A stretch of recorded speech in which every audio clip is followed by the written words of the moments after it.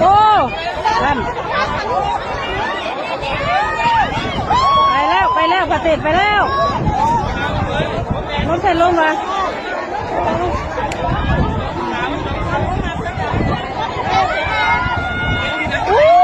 ลงหัวพุทธมันมาเป็นหนอนแน่มันฝังมาเป็นหนอนนั่น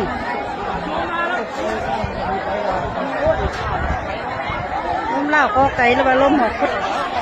ไอ้บอกฟิตกูมาแล้วงานโด่งบ้านน้อยลมบังแหง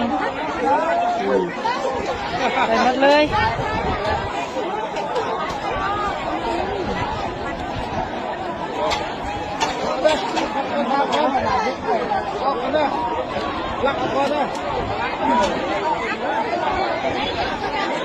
อู้ลมนี่ยังมาอยู่แม่ดิ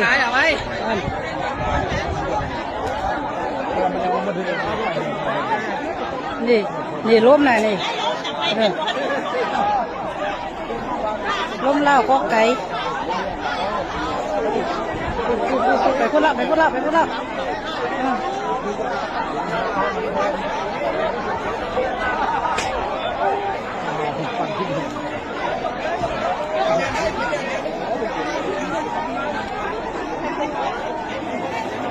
มาพุกเลยงานโด่งบ้านเจ้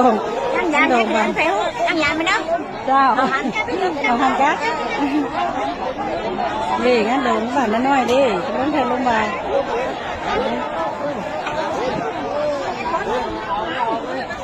สุขดีบ่มีไฟเป็นยัง